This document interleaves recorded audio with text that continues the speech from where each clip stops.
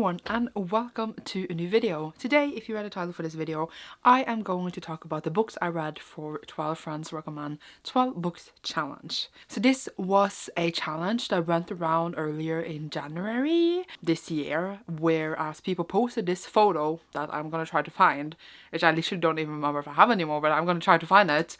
And it was just, you posted it and people who replied, you would put in the book that they recommended. Of course, if you got more than 12 replies, you could just choose from whoever you wanted to read the books from or whatever. Like, it wasn't like anything strict about it. Theory, I guess you were supposed to read one book a month since it's 12 months, it was 12 books. I just decided to finish early-ish, we are in November, because I want to get this video up before Vlogmas start in December. So what I'm gonna do is just go through all the books, say who recommended them, say what I thought about them, and then kind of rank them. I'm gonna go from the bottom to the top, so like starting with the ones I did not like at all, and then go to like the ones that were absolutely amazing. And it's really funny because I never like totally random which books people recommended, but I never had this variant of books before. Like literally books here I gave 1 star, or like they should have gotten 1 star, and probably I just rounded it up to 2. And then we have like literally books here are 5 stars. And there's like such a huge variety. And like some books that are in the middle. And I'm just like, wow, like how is just like a nicely ranked upwards? Like I feel like that doesn't happen. Like either like there's like a lot of male books or really great books or like a lot of bottom books. It's like literally like a nice, I was gonna say like a, I don't know the word, graph, kind of in a way. I did get a bit more than 12 replies, but I just chose out like the ones that were sounded the most interesting, or like it was easier for me to get a hold of. I had to actually buy a lot of these books to do this challenge. I did that throughout in the first months of the year. And like I read them specifically only for this challenge, and I ended up completing it, so I feel fine about that. Let's just get into the books. And if you've been following my channel throughout the year, you already know my thoughts on these, but it's a couple of months ago since I read some of them, so I would still just wrap up this challenge. So first we're gonna start with a book I absolutely liked the least of all of them. Actually there's like 3 that I did not like at all. Wow. But this one I am the person who will complete any series, even if I didn't like the first book. But I can like say I'm not gonna complete this one. There's like no way. So this was recommended to me by my friend Horatio, and that was Redwall by Brian Jacques. So this is the first book in the Redwall series. This is like an older middle grade, not children's book, but definitely like a middle grade book, published like I think like quite a while ago as well, in 1986, so like long before I was born. It's a book that he had recommended to me before, and then I had forgotten, and then he recommended me again for this challenge, and I was like, now I'm gonna actually read it. I bought it, here it is, I read it. I literally cannot tell you what this is about. I think it's supposed to be mouse and they defend this like castle thing. I didn't even realize the main characters we were following were animals. I just thought we were weird people with weird names. Realized they were animals like halfway through. Them just defending it. The story was a whole mess. I didn't like how it was written. I just didn't like this story at all. I was not into it. I think I gave it 1 star. Like it should get 1 star, for my enjoyment was nothing. This gave me nothing except rage that I spent money on it. And it's like if I was actually gonna make a video of books I really don't like, or like books I hate, I think hate is a strong word, this would literally be in it. So there's that. And I literally cannot tell you more about it. I don't know. So yeah, I would not recommend this. Would preferably forget I ever read it. Yeah, just delete everything of whatever I caught off from this from my mind, which sounds really harsh, but it's the truth. I'm sorry, Horatio, but this was not it. But I think he also said to me that he read them when he was growing up. So I like assume maybe then there's maybe a different kind of story there. But I feel like I would not like this one growing up either. At least maybe if I read the Norwegian when I was growing up, I would like it, but I don't know if it even exists. But yeah, just not for me at all. I'm sorry for whoever liked this book, but not for me. So this one was recommended to me by VG Blythe. Leave the link down below, which was a book that I initially was very excited for, but as you can tell, it's really far down in the ranking here for these 12 books. And that was Kings, Queens and In-Betweens by Tanya Bouteu. So this is a YA contemporary queer book, and I usually love those, so I should have loved this.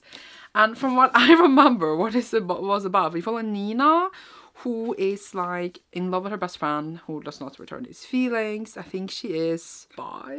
No, I don't remember. Is she bi? Is she...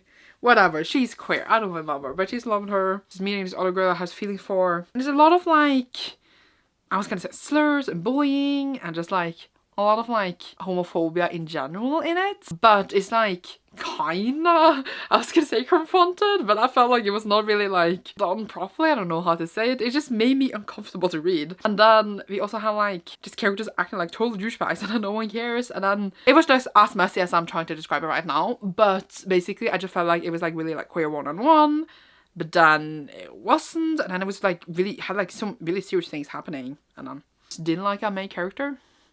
I didn't like any of the other characters. I liked one character who was like carrying the whole story. She was like the queer queen and like was there to educate everybody, and that was her only role. Like, I liked her because she had a good fun personality, but I'm like, poor character, why are you carrying this story on your shoulders? And then there was like bullying, but it was like, is that internal homophobia? And it was just like done in a really weird way that made me uncomfortable. I don't even know.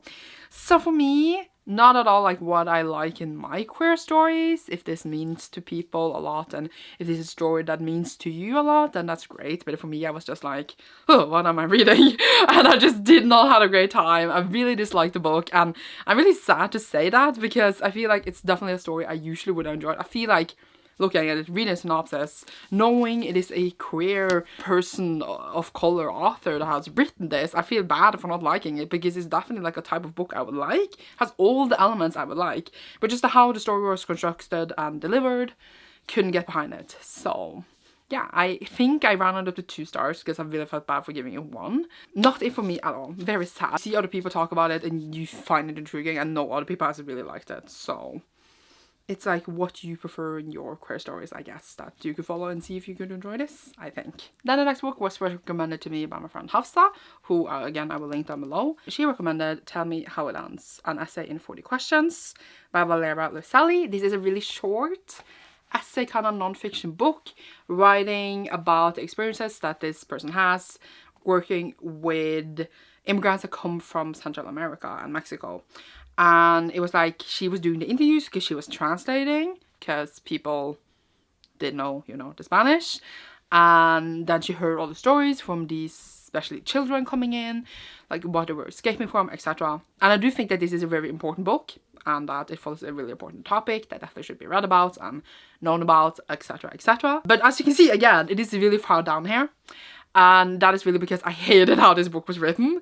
It was just very messy to get into. We are like in one interview, then we skip to something else, then we go back to the same interview, then we skip to something else, then we skip back and forth. And I was just like, can we just have one set of a story? Just one. Like, do one interview, talk about whatever you need to talk about in between, do one interview or whatever. It was just a mess.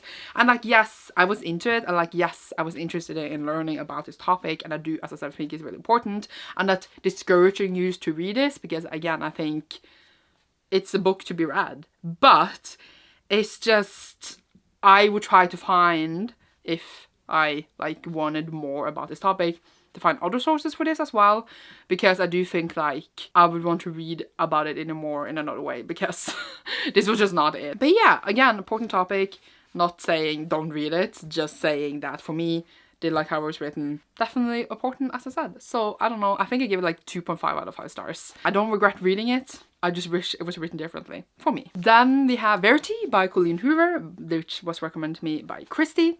And this one is one of Christy's favorite book, and I also read it for the vlog I did where I read Christy's faves. And this one basically follows a bit of an unknown writer who gets hired to finish this really, really popular series. She needs to go home and live with a family to like get to know into the author space, like the famous author space. And then she like kind of starts to unravel this mystery of like what is going on with this family. A lot of tragedy has struck in that family, trying to find out like why and how. And then she also is horny on the husband. Basically, it's a mystery book in a way, like a bit of a mystery, but just a lot of sex. And I will admit, I was very, very intrigued into the story. I wanted to know what was going to happen and like what was the reasons for all these things happening. And yes, it was engaged, and I read it really fast. Like I read it in one day, or one sitting, and I was intrigued. But I was also just like, this is it. Like, this is one of the most hyped and most best-selling books of like this whole year and last year, and this is it. Especially when we came to like the reveals, I was just like, really? How disappointing. So I don't know why, I didn't expect to give it 5 stars or anything, but I actually thought it was pretty cool when you went into it, and then we just came to this conclusion. I was just like, that is so disappointing. Not that I expected more, but I was just like, dang, I can't believe it tricked me into believing it was good. Or the like suspense for it, I think it's fun, but basically what I think of it is just like kind of a trashy thriller that has sex in it, and that is why it's appealing, and that is fine. Like, that's fine if you want to read that. And yeah, but I'm just like, so I'm giving it like 3 stars. Not the worst, but yeah, like we are in the middle part of like things that were totally okay. This is like, it was okay, but it's a bit like down okay.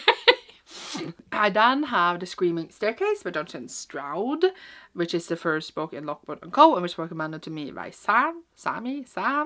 And this one I had maybe plans to read one day. I definitely, when I was younger, want to read like the other series by the author, the Barthemia series. But this one basically is set in London. We have like kind of supernatural, paranormal things happening. And we have several people like investigating this, and then we follow this one girl that joins this agency, which is basically run by kids, and they start to go on this case, and it's kind of like so people, and everyone underestimates them because they're kids. By kids, I mean like I think they're literally like 15. And I think a movie's coming on Netflix like really soon, so I'm actually really excited for that because I like to see things visually apparently that I read. And yeah, it was fun. It was like a fun mealy grade. It had like Sherlock Holmesy vibes. I don't know, I can imagine like the British accents and like the walking in the streets at night and ghosts is haunting the city. Like kind of like I can really get into the vibes for the story. I think it's really fun for like the audience it is going to. But the plot twist and like how it was set up, like I could see it from miles away, but also I'm not, you know, the target audience. But I feel like I would have like loved it a lot when I was younger, but now it's like a totally fine book that I enjoyed and I would like read the rest of the series. So I'm giving like 3 out of 5 stars, like a really solid one. Would definitely recommend to like people who want like ghosts and hauntings and like mysteries in this age. Perfect. So yay for that. We are going a bit upper like with every book, makes sense. I then read Ancillary Justice by Anne Leckie. This one was recommended to me by my friend Tina, and this one is a adult sci-fi, the first one in like a loose trilogy, and I read this and I'm a bit confused. I feel I was a bit stupid for this book. I'm too stupid to read this kind of sci-fi, I think, but I think we follow like an AI that's in a human body, and then she wants revenge on someone because she's stuck in this human body for like bad reasons. And that's basically it. And I was like a bit lost in it. Like, what is going on? Who are we talking to? But it was interesting. It had charm and a cool concept. And yes, I would read the rest. And I would reread this to get more brain cells the next time around. Because I think rereading it would benefit, since it is like a bit of a like high-tier story with brain cells. So there's that. But yeah, I gave it like 3 stars. I didn't love it, and I didn't hate it by any means. It's just, I think it's something to do me and my like catching in stuff sometimes, just saying. But yeah, it was enjoyable. I liked it. Then we have Traitor's Blade by Sebastian D. Castell, which was recommended to me by Steph. And this one I have been looking at for like years and years. Like, when was this released? I'm gonna check. 2014. So every time like I go in a bookstore and there's like fantasy, this one is always there, together with other Sebastian D. Castell books. And I was planning to pick it up for a really long time. And then I just never have, because like there's always other books I've been picking up instead. And then I finally got the kick in about to do it now. So I bought it, I have it, I read it, and I was quite disappointed, I would say. As you can tell, like it's still further up than like many of the other ones here. But it's not like the kind of fantasy I love. I wasn't really like super into the story. A bit disappointing, but I still like enjoyed it. So it follows these great coast that used to be like the closest army / soldiers to the king. Then the king was, I don't remember exactly right now. He was killed, like didn't go well. So all the like the great coast scattered, and now we just follow like a team of them that like kind of the leader and like other like mates, and they go around and just like, oh my god, you guys were great coast, and they do like other missions, kind of like mercenaries, I think. We just follow them trying to protect this one person because like betrayals are happening and stuff is happening, and I'm just like, woo. And it was just like a lot of walking around, a lot of like our main character being really badass and ignorant, which, not ignorant, arrogant, which is fine, you know, I enjoy an arrogant main character as well, but I was just like, and then I kind of just lost interest. I liked the flashbacks more than anything else in the story, but I was also just like, do I care enough about this? I don't know. So I ended up giving it 3 stars. I wanted it to be like a 4 to 5 star read, but it ended up just being a 3 stars. Like, it's fine, I liked it, but I wasn't like, oh my god, this is the best book ever, you know? What I expected, But I will still continue the series and read others about Indie Castell books. So maybe I will get to that point at some time. But right now I'm just like, it was fun. I enjoyed it. But if someone asked me for adult fantasy rec, this would not be the first one that come into my mind. Then I read The Fireman by Joan Hill, which was recommended to me by Jess, which is the son of Stephen King, which I didn't know. And it is a post-apocalyptic book. I mean, the apocalyptic part starts in the beginning of the book, where people kind of get this virus and they just burst into flame and die. So we have this one main character who is a nurse and she is pregnant and she's just trying to survive in this world, and it's like the typical like post-apocalyptic stuff. You have like groups, you know, that survive and like, I was gonna say collect around, etc. And I'm encouraged just surviving in this world. And I almost like have a hard time with getting into post-apocalyptic stuff sometimes, because it's like when they settle down a place, which is not really a spoiler because like it's such a typical thing, I'm always just like, can we move on? Because we already know it's not gonna be it. And we were just like, it was just so slow in the middle. I was just like, I'm bored. Can we just get along? And it was just really long. It felt long. But the ending I loved. Like the beginning, I would give it like a strong 3 stars. And then in the middle part, I was just going from 3 and I was going downwards. But then the end was just so intense and good that like I would almost give it 5 stars for that. I didn't though. I think I ended up on 3.5 in the end, just because the middle part dragged so much for me. But it was still like a really fun book and I don't regret reading it at all. I could definitely see like, you know, Stephen King asks things in this, but better for me because I personally don't like how Stephen King writes. So this was like just a better thing, like just a bit more like upwards for me at least. Stuff I like to read. So yeah, in the end, I ended up thinking it was an okay book and I don't regret reading it, and I can say I read it. So it was a good time. It was intense in the end. So yay. And then read Sleeping Giants by Sylvian Newell.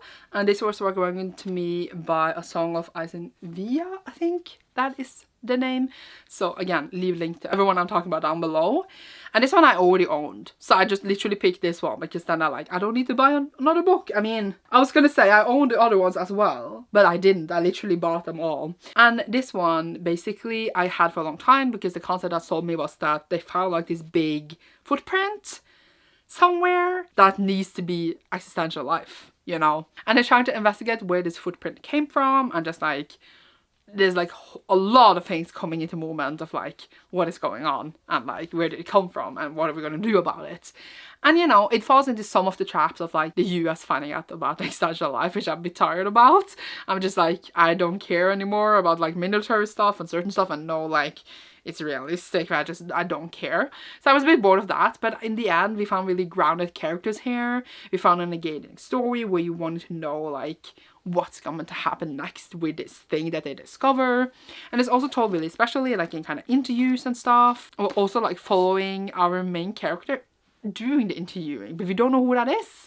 And it's kind of like that is part of the story, like who is this person going around talking to all these people. There's kind of like a mystery aspect to that. So that was really fun and interesting, and I ended up really liking it. I had a good time. Don't regret reading at all. Very excited to read the rest of the series.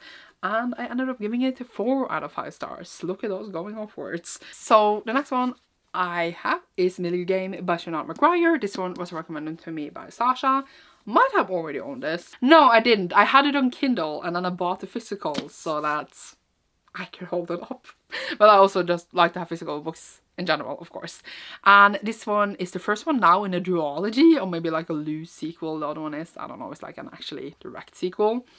And it follows Roger and Dodger, who were split up at birth, but they found out they have this, I was gonna say, psychic link to each other. They can talk over distances with each other. One is really skilled in one thing, the other one is really skilled in another thing.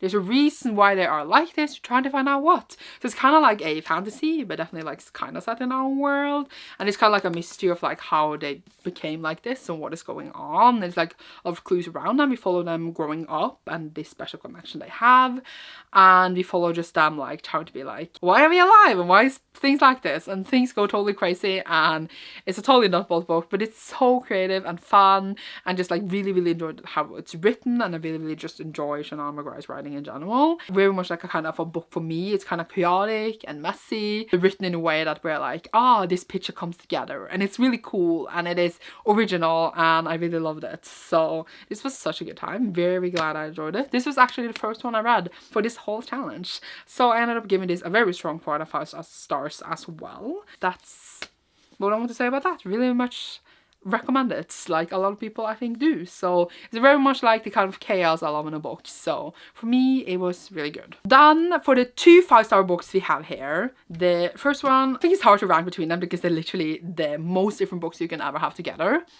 So I'm just like choosing like the one had the most impact on me, which would be like my top one.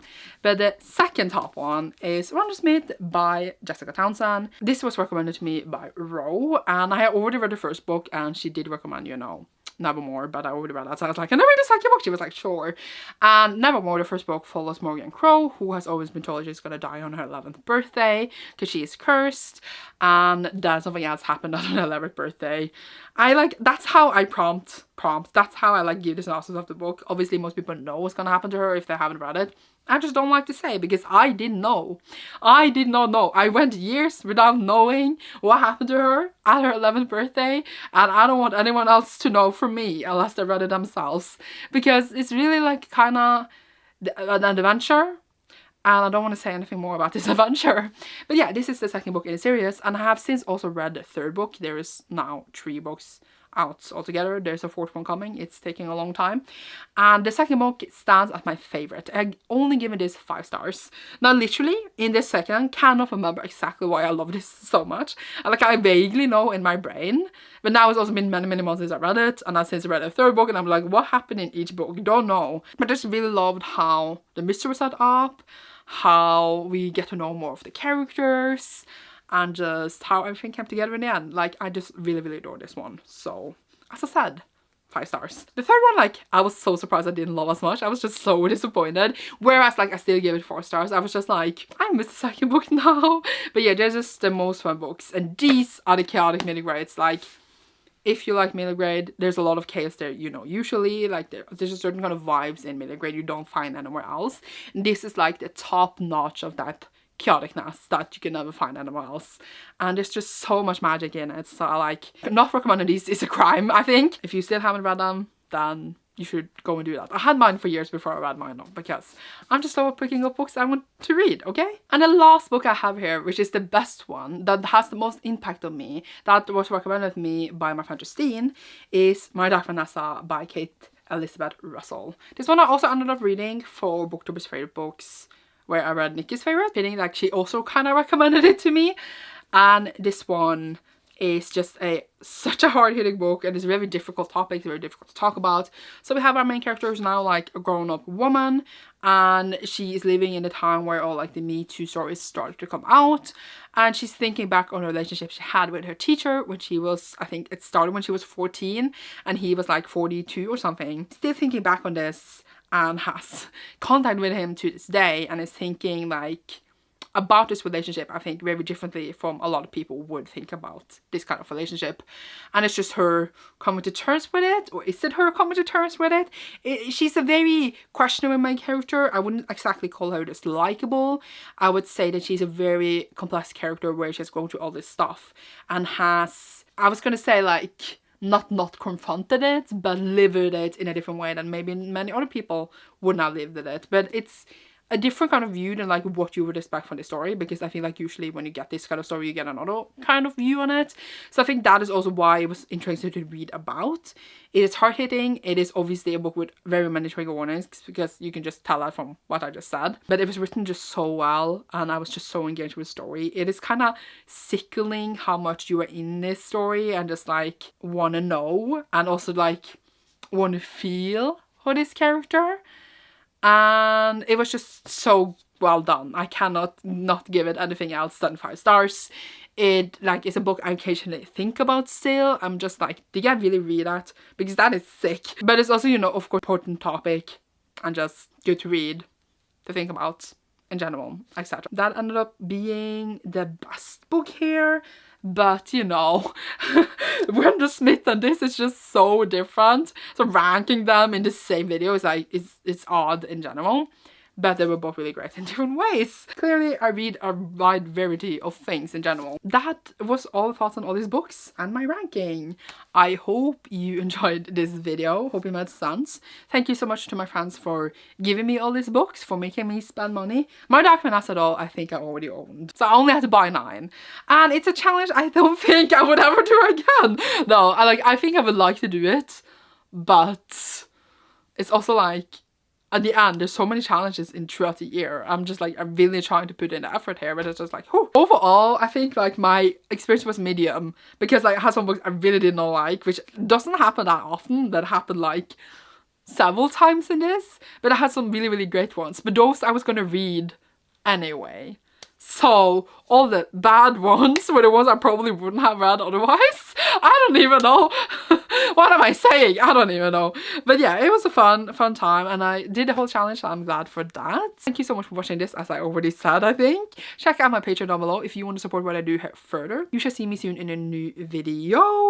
Leave a, is it like a friendship emoji? I feel like that is fitting. You know, with 2 people with a heart in the middle, that's probably romantic, but it seems friendly to me. Maybe that emoji down below if you enjoyed this. And you shall see me soon in a new one. I also realized I could have done a vlog, but that would just, I would have started a vlog in January, and I did not want to have a vlog from January to December. That was just not gonna happen. And that was my last thought for this. Goodbye!